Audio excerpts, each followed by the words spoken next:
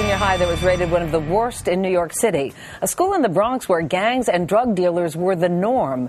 And then an unlikely principal came along, and as our national correspondent Jamie Gangel discovered, he has changed perceptions and lives. Jamie, good morning to you.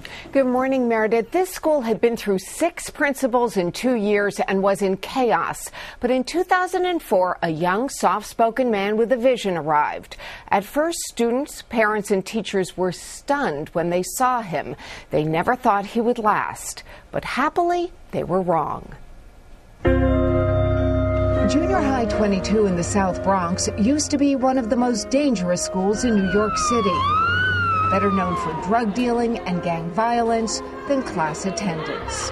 So imagine the surprise 3 years ago when the new principal arrived. Good morning, 22. It is another wonderful day here in the Bronx. 39-year-old Shimon Waronker, a Hasidic Jew from the Chabad Lubavitcher sect. What was your impression of the school? Jamie, it was a little difficult. Oh. When I walked in, there was a student being arrested by the police for assault, and the police officer was calling for backup. It was violent? Very violent. Why'd you want to work here? I don't know whether I wanted to work here. Were you scared?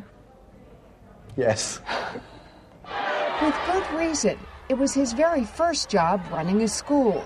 And the teachers, they thought the Board of Education had lost its bureaucratic mind. You don't want to be judgmental of what people look like, you see. But I was curious, right? And I thought, whoops, now who made that mistake? And the first question I asked, and I remember this very well, how long are you going to last? No one thought he was going to stay. No. Waronker certainly looked different, and the South Bronx was a long way from his home in the Crown Heights section of Brooklyn. But the father of 6 surprised the skeptics. It turned out he had a secret weapon. His first parent meeting was standing room only. And he spoke in English, but then when he translated, you should have seen them. Faces. It was like a child in a candy store. Wow. And they were like, oh my God, he speaks Spanish. Sobre cómo piensan del profesor. Not only does he speak Spanish, it's his first language. Raised in South America, his family moved to Maryland when he was just 11. And Shimon didn't speak a word of English. I think I see myself in the children here. Some of them have recently arrived, and they share the same fears and concerns that I had. You knew what it felt to be an outsider. Absolutely.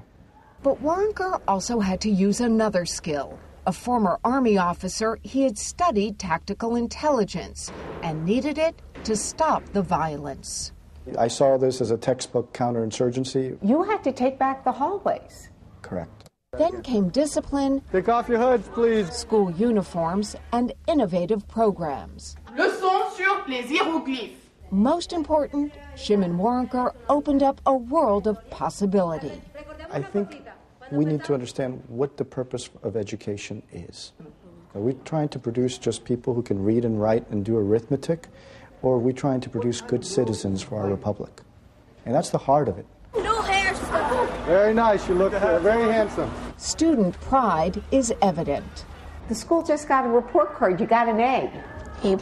A+. How has he changed it? Everything, too bad to good. But Mr. Waronker, he takes the time to know all his kids and even talk to them too. What do you want to be when you grow up? A lawyer, either a doctor or a lawyer. Maybe a baseball player? Why not a baseball player? And veteran teachers say they've never seen anything like it. It's been a transformation. It's safe, it's beautiful, the staff is happy, everybody has a smile on their face. What's the secret to his success? He had a vision. He saw through the darkness that there's light. And he knew how to do it. Sometimes I don't even believe it. He says, I'm going to make this school, we are all going to make this school the best school in the city. And guess what? It's actually happening. But always modest, Waronker gives credit to everyone else. How did you turn it around so quickly? First, I want to thank the one above. You think you had some divine help? Absolutely. But the teachers, the parents, the students, they took back the school. I feel very much part of this community, and I love the kids like my own. And the kids know that too. And he does, Meredith. There are so many lessons here, but it shows when someone believes in a place, it can turn around so quickly. And this was his first job as a principal. Such an inspiration, Jamie Gangel. Sure. Thank you so much.